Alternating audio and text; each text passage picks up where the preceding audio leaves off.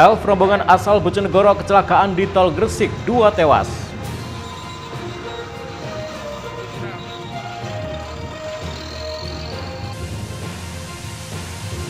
Menikmati rujak petis sambil melihat air terjun hijau Toska di Tuban.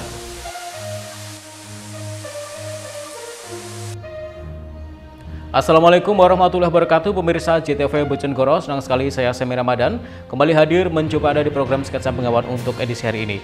Selain dua informasi utama tadi, kami juga masih memiliki informasi penting dan juga berita menarik lainnya dari Bojonegoro dan sekitarnya. Pemirsa, mari kita ikuti Sketsa Pengawan selengkapnya.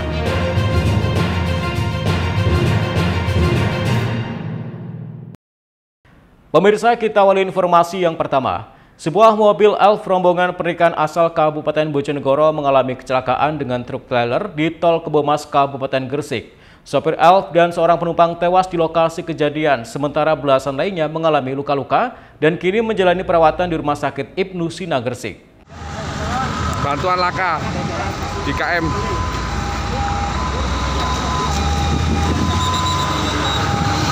Ibnu Sina. Laka, elep.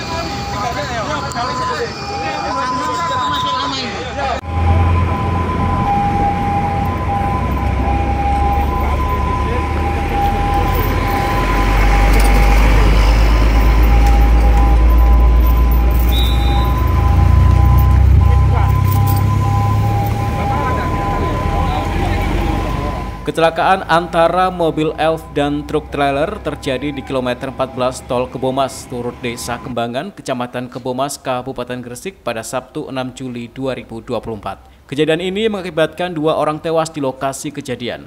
Kecelakaan bermula saat mobil Elf Nopol S7077A yang dikemudikan oleh Lamidi, warga Bojonegoro, dalam perjalanan mengantarkan rombongan warga Kabupaten Bojonegoro ke sebuah acara pernikahan di Surabaya.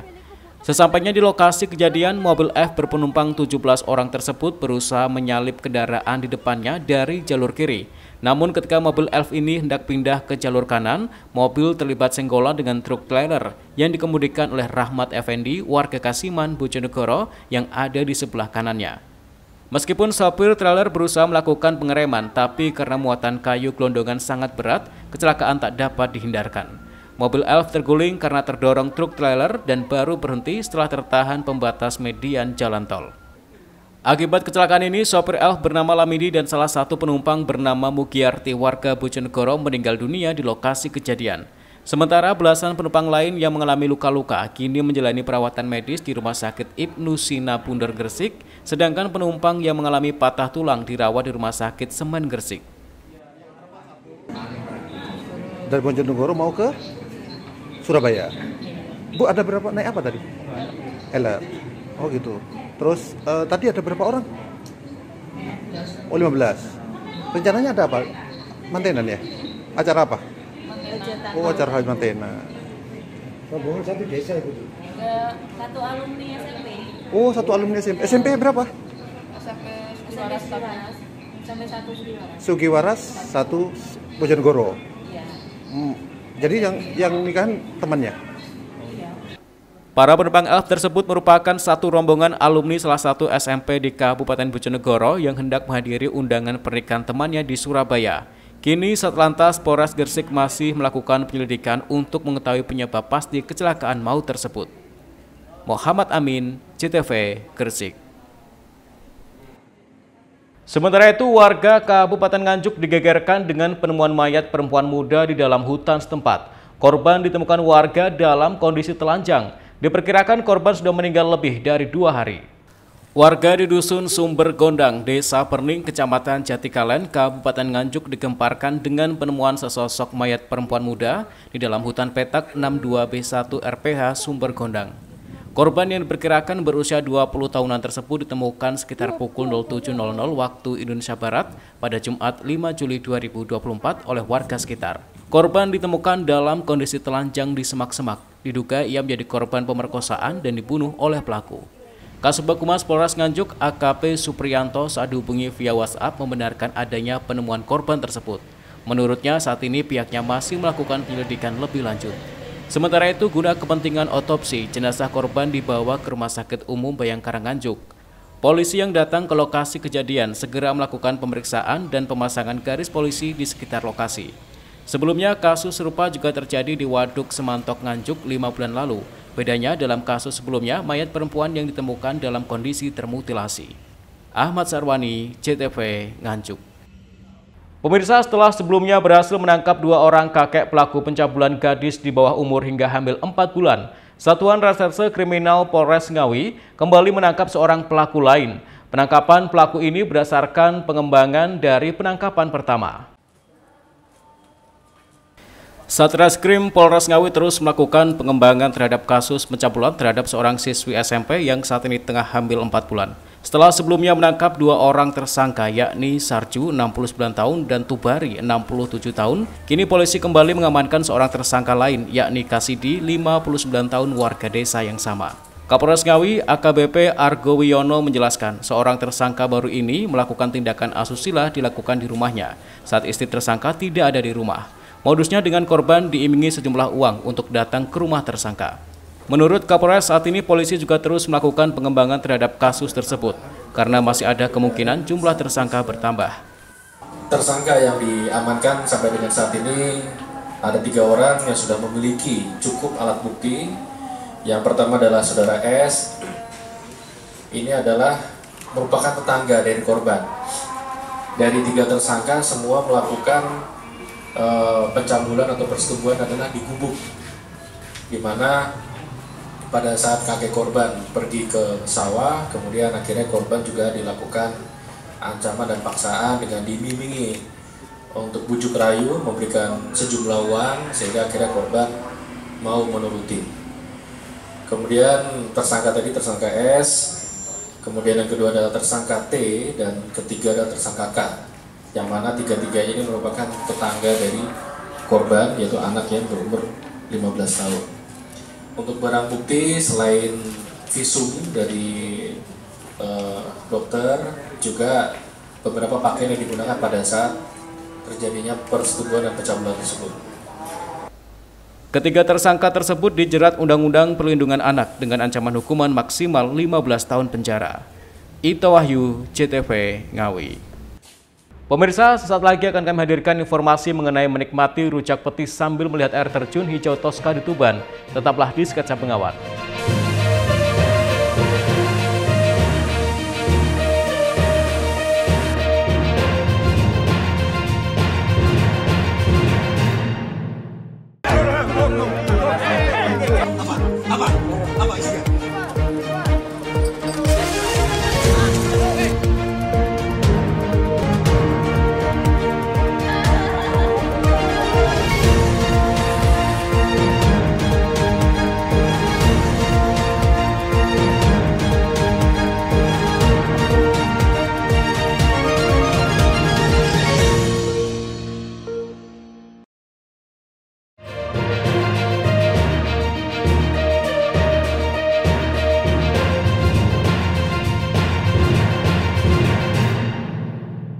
Pemirsa, terima kasih Anda masih di Sketsa Bengawan.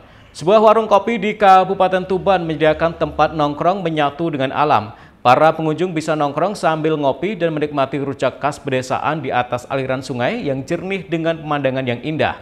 Penasaran seperti apa tempatnya? Berikut liputannya untuk Anda. Bagi Anda yang masih bingung ingin berlibur di mana, tidak ada salahnya mencoba tempat yang satu ini. Selain menyuguhkan wisata alam yang indah, di sini Anda juga bisa menikmati kuliner khas desa setempat. Wisata alam ini bernama Air Terjun Putring Lirip, berjarak 35 km dari pusat kota Tuban. Tepatnya berada di Desa Mulya Agung, Kecamatan Singgahan, Kabupaten Tuban. Selain menikmati keindahan air terjun Putring Lirip dengan airnya yang berwarna hijau Toska, di sini Anda bisa menikmati rujak petis khas desa setempat. Sambil menikmati rujak, para pengunjung disajikan suasana yang sejuk dengan suara gemericik air terjun yang mampu menciptakan kenikmatan tersendiri. Mbak, ini datang dari mana ini, Mbak? Dari Surabaya. Kesini sama siapa? Sama teman. Sama teman aja. Kesini udah berapa kali? Satu kali ini. Ini lagi makan rujak apa, Mbak? Rujak buah. Rujak buah. Rasanya gimana? Enak. Sambil menikmati air terjun ini ya? Nggih. Air terjunnya gimana, Mbak? Bagus sekali pemandangannya. Yang membuat bagus apanya ini? Warnanya kali ya. Warnanya ya, hijau toska gitu Iya. ya. Rujak petis yang disajikan di sini pun berbeda dari rujak pada umumnya. Rujak buatan Sri Wahyuni ini dibuat dari kacang tanah, gula merah, petis, buah-buahan, dan sayuran. Pertama-tama, kacang dihaluskan di sebuah cobek besar, lalu dicampur dengan gula merah dan petis. Setelah merata, lalu buah akan dipotong-potong kecil dan dicampurkan ke adonan. Selanjutnya, rujak akan disajikan dengan rebusan kangkung dan kecambah. Rujak ulek, ya rujak petis campur itu loh buah. Yang paling banyak diminati apa? Rujak petis, Campur buah itu. campur buah ya. Bu, kalau liburan gini sehari bisa habis berapa, Bu? Kalau itu ya 100-200 lebih lah. Itu dijualnya berapa, Bu? Dijualnya 10.000, harga 10.000. Biasanya pembeli dari mana saja, Bu? Dari luar kota, lokal, dari mana itu Blora, Lamongan, Surabaya, Sidoarjo, Bojonegoro. Saat hari libur, rujak petis ini mampu terjual hingga 200 porsi. Selain nikmat, harganya pun cukup terjangkau, yaitu Rp10.000 setiap porsinya. Kuliner itu karena khasnya ngelirip itu rujak ya, jadi hampir seluruh warung yang ada di sini keseluruhan itu pasti ada rujaknya. Jadi ada ya makanan khasnya rujak lah seperti itu. Berarti ini ya pengunjung bisa menikmati rujak sambil Betul, jadi bisa dibawa ke bawah, dibawa air terjun sambil santai-santai di bawah bersama keluarga. Itu rujak apa itu?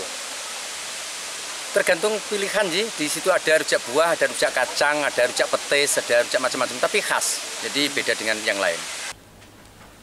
Bagaimana? Penasaran ingin mencoba rujak khas pedesaan sambil menikmati suasana alam? Untuk tiket masuk wisata ini, pengunjung hanya cukup membayar tiket masuk Rp8.000 untuk orang dewasa dan Rp3.000 untuk anak-anak. Sigi Muhammad, Husni Mubarak, CTV, Tuban.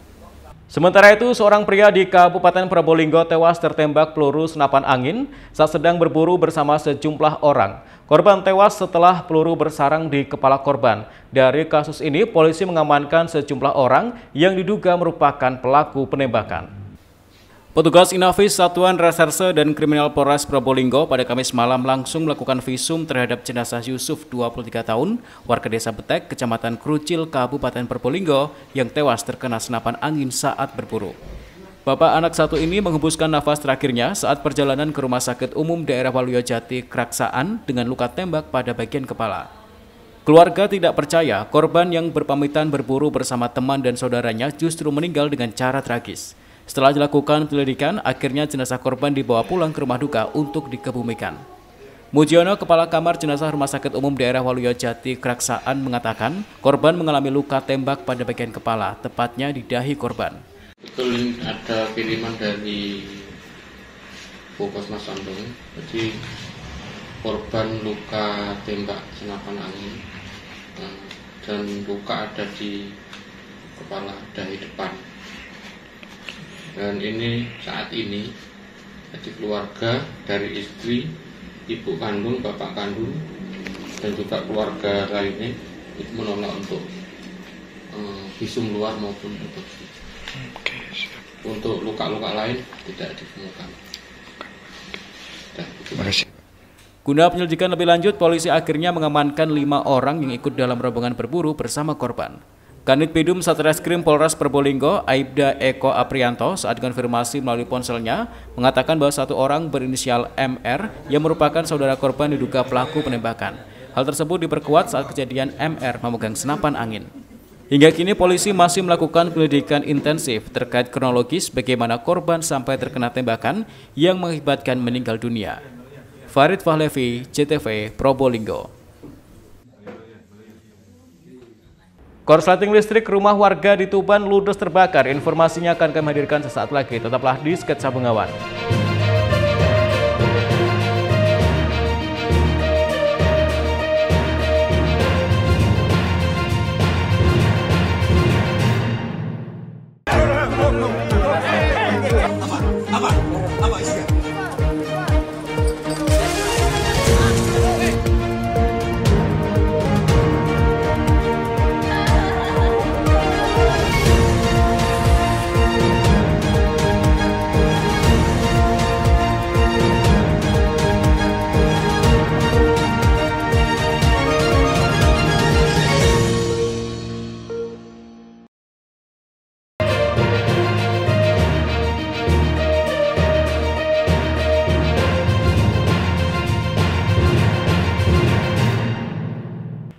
Pemirsa, terima kasih Anda masih di Sketsa Bengawan.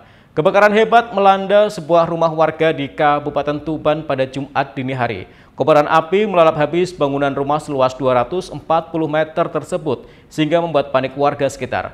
Api diduga muncul akibat korsleting listrik yang membakar tiang rumah.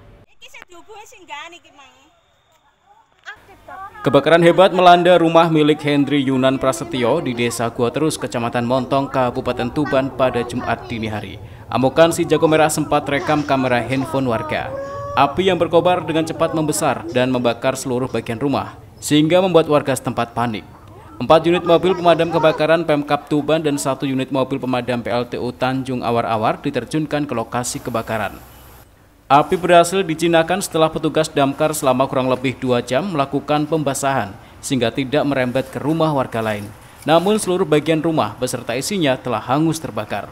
Kabid Damkar Tuban Sutaji mengatakan, berdasarkan keterangan pemilik rumah, api diduga muncul akibat korsleting listrik. Percikan api kemudian membakar kayu penyangga rumah dan merembet ke seluruh bagian bangunan.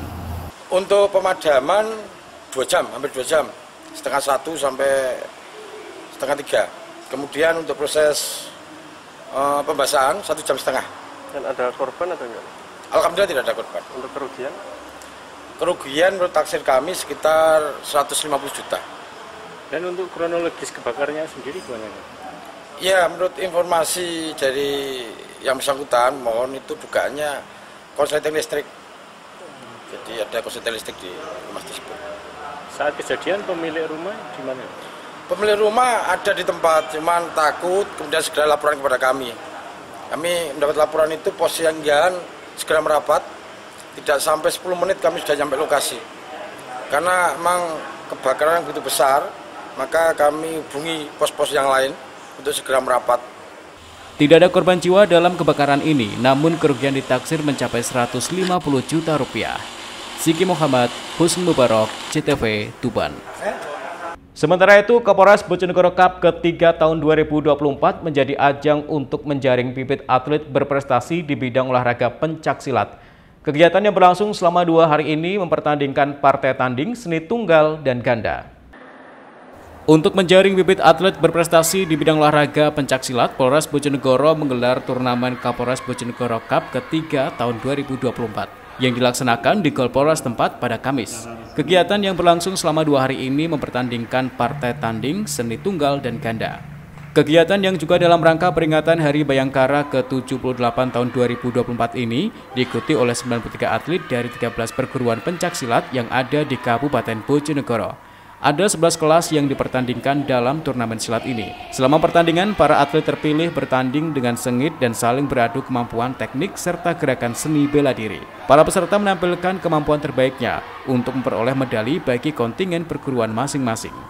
Kapolres Bojonegoro AKBP Mario Prahatinto mengatakan, kejuaraan Kapolres Bojonegoro Cup ketiga ini digelar untuk menjadi ajang silaturahmi antar perguruan silat, di mana semua bersaudara tanpa membeda-bedakan perguruannya dan bertujuan mencari atlet pesilat berprestasi. Baik berprestasi di kancah daerah, provinsi hingga internasional. Kapolres Bojonegoro berharap kegiatan ini dapat membawa nama baik Bojonegoro ketika ada pertandingan ataupun perlombaan pencaksilat di level tertinggi. Hari ini kita melaksanakan penutupan kejuaraan pencaksilat Kapolres Bojonegoro Cup yang ketiga tahun 2024. Adapun kejuaraan ini ditujukan untuk yang pertama menunjukkan bahwa masyarakat Indonesia akan terus melestarikan budaya Indonesia, salah satunya pencaksilat. Yang kedua, bahwa menunjukkan bahwa kita semua adalah bersaudara, apapun nama perguruannya, apapun kelompoknya, tetap bahwa kita semua bersaudara menjunjung tinggi sportivitas.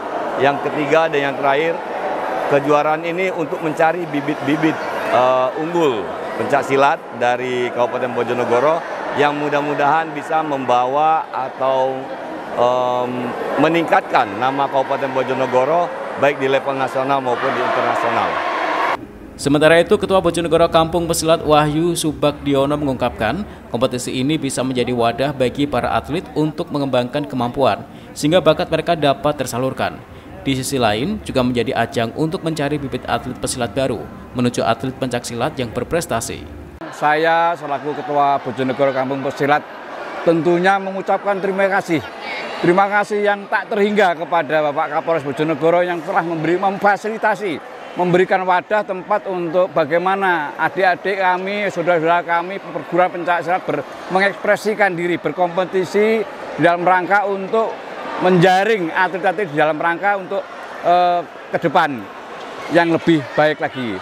Kejuaraan Kapolres Bojonegoro Cup ketiga tahun 2024 menghasilkan persaudaraan Setiahati Trate sebagai juara umum 1 dengan perolehan 12 medali emas dan 1 perak. Sementara juara umum 2 diperoleh Pagar Nusa dengan perolehan 1 emas, 4 perak, dan 5 perunggu. Serta juara umum 3 diperoleh Tapak Suci Putra Muhammadiyah dengan perolehan medali 4 perak dan 5 perunggu. Edo Jody Aldian, JTV, Bojonegoro. Pemirsa, bagi Anda yang bosan berwisata ke pantai, gunung, serta taman bermain, mungkin Anda perlu mencoba wisata edukasi kebun sagu di Kabupaten Tuban. Sambil berlibur, anak-anak bisa mengenal alam dan juga belajar membuat makanan berbahan sagu. Pada libur panjang, wisata edukasi kebun sagu ramai diserbu oleh pengunjung luar daerah. Seperti apa keseruannya? Berikut liputannya untuk Anda. Pada libur panjang sekolah tahun ini, kebun sagu di Desa Tahulu, Kecamatan Merak Urak, Kabupaten Tuban, ramai didatangi pengunjung dari luar daerah. Bukan untuk menebang pohon atau membeli makanan berbahan sagu. Sebaliknya, mereka berkunjung untuk liburan. Wisata berkonsep rekreasi keluarga dan edukasi ini dikelola kelompok masyarakat sadar wisata desa setempat. Tak hanya refreshing melepas penat, pengunjung juga dapat belajar mengenal alam sekitar dan membuat makanan berbahan sagu. Sejumlah pemandu disiapkan untuk mendampingi dan mengajari pengunjung yang didominasi oleh anak-anak. Mulai mengenal pohon sagu, memahami manfaatnya, hingga praktik mengolah pohon sagu hingga menjadi tepung dan makanan. Setelah itu pengunjung akan diajak menjelajahi perkebunan sagu. Diawali dengan jalan kaki, kemudian pengunjung diajak naik perahu menyusuri sungai, dan diakhiri dengan memberi makan ikan warna-warni penghuni sungai. Kesini tadi sama siapa? Sama teman-teman. Sama teman-teman. Mainan apa ini tadi? Mainan membuat tepung sagu sama memakani ikan dan main perahu. Naik perahu tadi? Iya. Keliling-keliling gitu ya? Okay. Seru enggak? Seru. Musim libur panjang kali ini, wisata Pelang dan Kebun Sagu Tuban ramai diserbu oleh pengunjung. Pada libur sekolah tahun ini, jumlah pengunjung mencapai 4.000 orang per hari.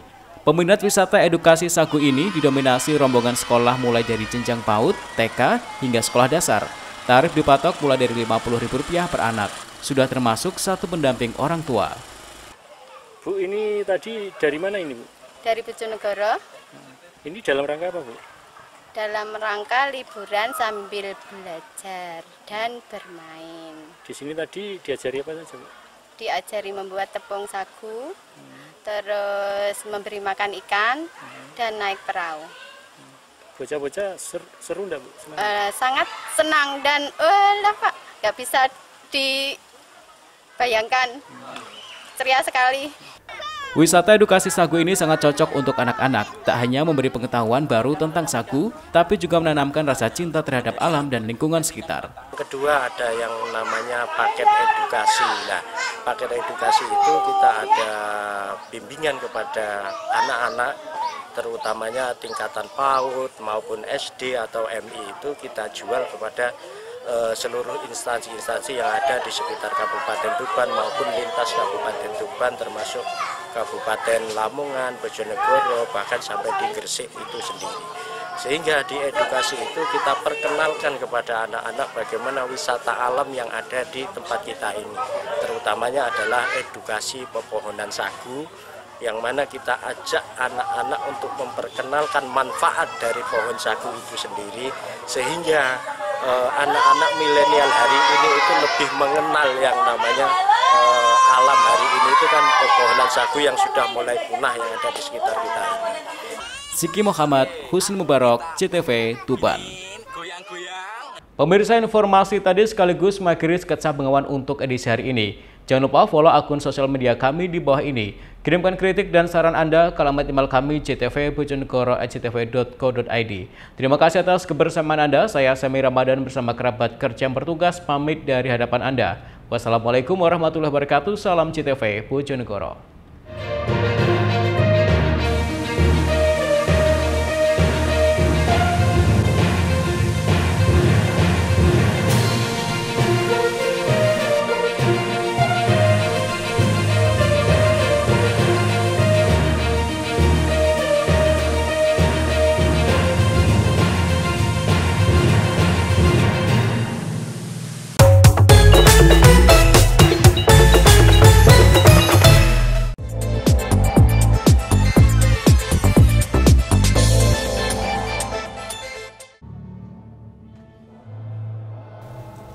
Dewan Perwakilan Rakyat Daerah atau DPRD Kabupaten Bojonegoro menggelar rapat paripurna pengambilan keputusan atas Raperda Pertanggungjawaban Pelaksanaan APBD Kabupaten Bojonegoro tahun anggaran 2023 dan rapat paripurna penyampaian nota penjelasan Bupati terhadap Raperda tentang RPJPD Kabupaten Bojonegoro tahun 2025-2045.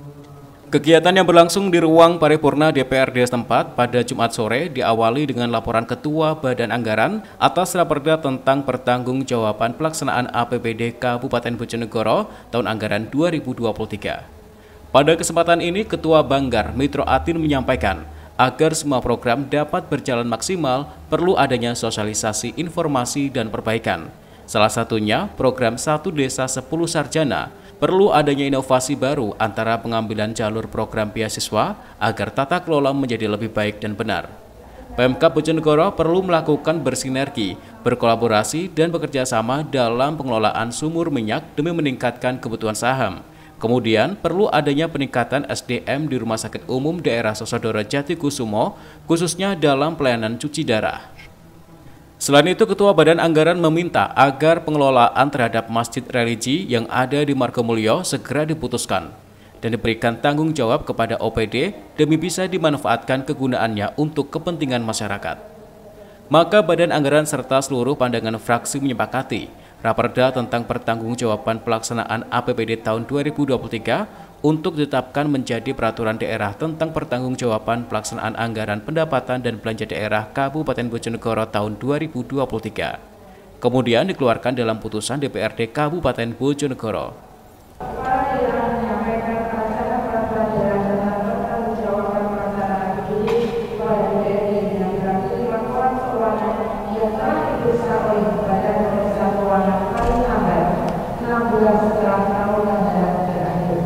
Selanjutnya, sebagaimana diatur dalam pasal 19 ayat 1 Peraturan Pemerintah Nomor 12 Tahun 2018 tentang pedoman penyusunan tata tertib dewan perwakilan daerah provinsi, kabupaten dan kota bahwa Badan Anggaran membahas rancangan peraturan daerah tentang pertanggungjawaban pelaksanaan APBD dan sebagaimana dalam pasal 98 huruf C Peraturan Dewan Perwakilan Daerah Kabupaten Bojonegoro Nomor 01 Tahun 2019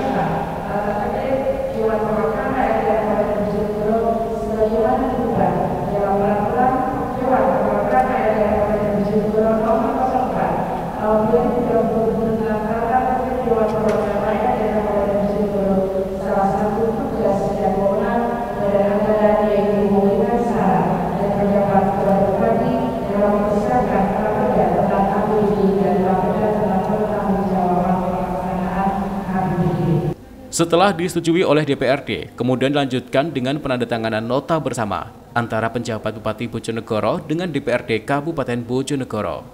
Dalam kesempatan ini, penjabat Bupati Bojonegoro Adrianto menyampaikan terima kasih kepada seluruh anggota DPRD yang telah memberikan saran dan masukan, sehingga pembahasan Raperda selesai sesuai dengan jadwal yang telah ditentukan.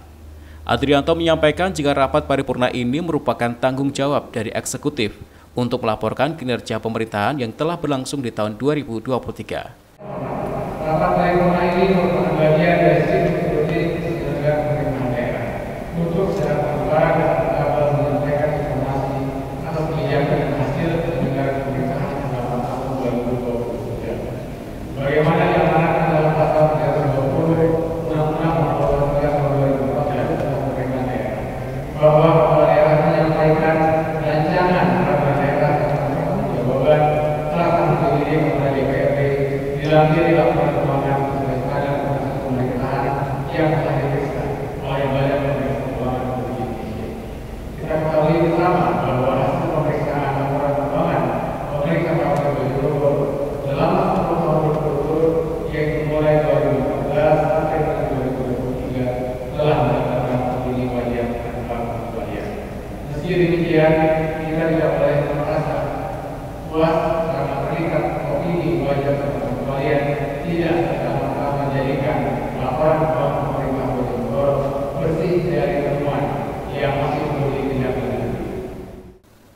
Setelah rapat paripurna pengambilan keputusan atas Raperda tentang pertanggungjawaban pelaksanaan APBD tahun 2023 Kabupaten Bojonegoro, kemudian dilanjutkan dengan paripurna Raperda RPJPD Kabupaten Bojonegoro tahun 2025-2045. Pada kesempatan ini, PJ Bupati Bojonegoro menyampaikan nota penjelasan di hadapan anggota DPRD Bojonegoro tentang Rencana Pembangunan Jangka Panjang Daerah atau RPJPD.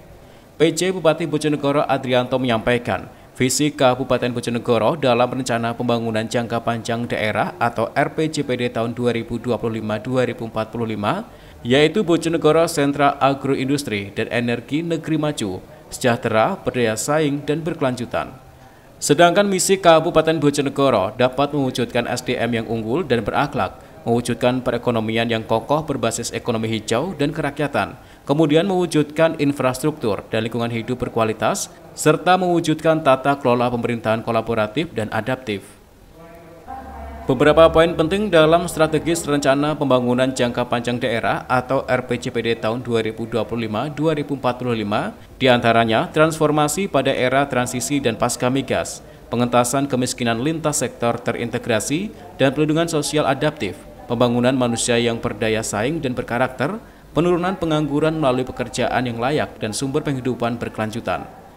Tak hanya itu, RPJPD juga berfokus pada penerapan ekonomi hijau, peningkatan produktivitas dan nilai tambah ekonomi, pembangunan desa kota, antisipasi dampak perubahan iklim dan ketahanan bencana, kemudian kelestarian lingkungan hidup.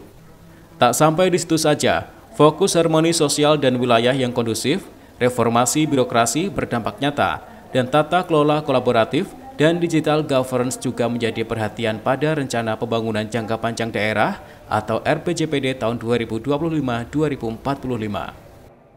Di hadapan tamu-tamu yang terhormat, pertama kami menyampaikan ucapan terima kasih kepada pimpinan dan segenap pegawai yang terhormat yang senantiasa memberikan dukungan dan kerjasama yang baik dan harmonis bagi penyelenggaraan pemerintahan, pembangunan dan masyarakat. Demikian pula ucapan terima kasih kepada segenap jajaran aparat pemerintah, BUMN, BUMD, usaha, sistem akademi, tokoh agama, masyarakat, organisasi masyarakat semua yang dapat disambungkan satu persatu. Sesuai dengan Undang-Undang Nomor 25 Tahun 2004 Tahun 2004 dan Undang-Undang Nomor 3 Tahun 2014, terdapat juga dokumen perencanaan pembangunan daerah, yaitu RPJPD sebagai dokumen jangka panjang 20 tahun, RPJMD sebagai dokumen jangka menengah 5 tahun, dan RKPD sebagai dokumen jangka pendek 1 tahun. Pembangunan di Kabupaten Bojonegoro telah berjalan dinamis dari tahun 2005 sampai 2025. Kebijakan pembangunan tersebut telah memberikan arah bagi perbaikan tata kelola dan menempatkan sumber daya gas dan strategi bijaksana untuk pembangunan berkelanjutan. Hingga setelah memberikan dampak penting bagi pembangunan daerah, APBD yang meningkat signifikan telah memberikan ruang fiskal yang lebih luas bagi pembangunan. Namun hingga sumber daya yang berkelanjutan, sehingga menjadikan pembangunan tidak hanya tergantung pada sektor migas, pertanian, ekonomi kreatif, perdagangan, industri, dan ekonomi skala mikro kecil perlu semakin kuat. Searah dengan gagasan besar Rencana Pembangunan Jangka Panjang Nasional RPJPN 2025-2045, transformasi juga menjadi gagasan besar yang dimanifestasikan dalam RPJPD.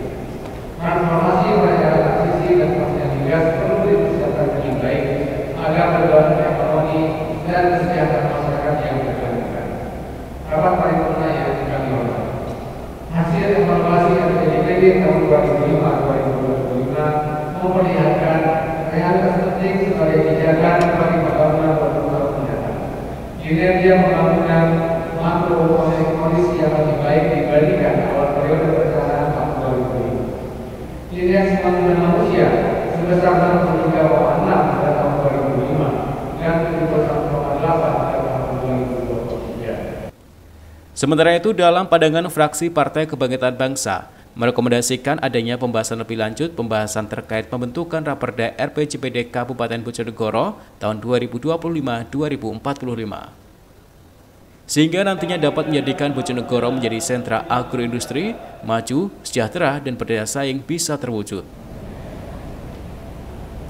Hadirin sidang paripurna Dewan yang terhormat, setelah kami menelaah tentang penjelasan Bupati Bojonegoro atas raperda ini, kami mengapresiasi dan merasa bangga menjadi rakyat Bojonegoro karena kami memiliki pemimpin-pemimpin yang berdedikasi tinggi terhadap kemajuan penyelenggaraan pemerintah, pembangunan dan kemasyarakatan yang telah berjalan dinamis pada periode tahun 2005 sampai dengan 2025 di Kabupaten Bojonegoro tercinta ini.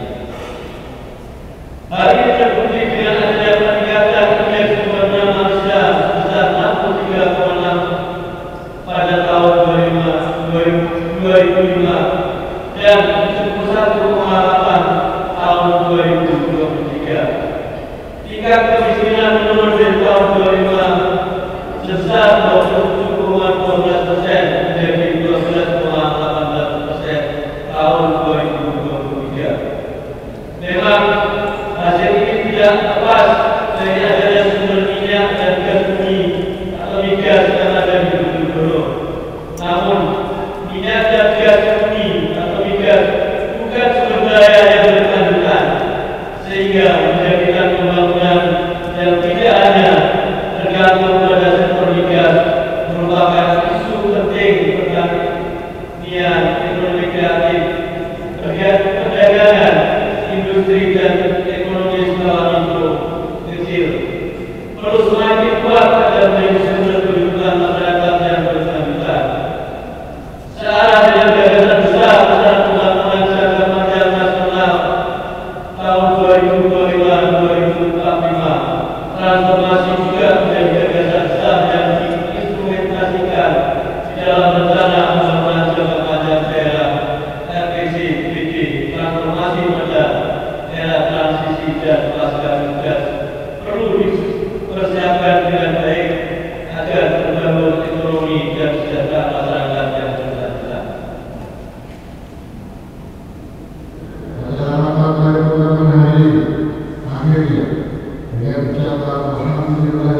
Edo Jody Aldian, CTV, Bojonegoro. Waktu Indonesia Barat dapat kami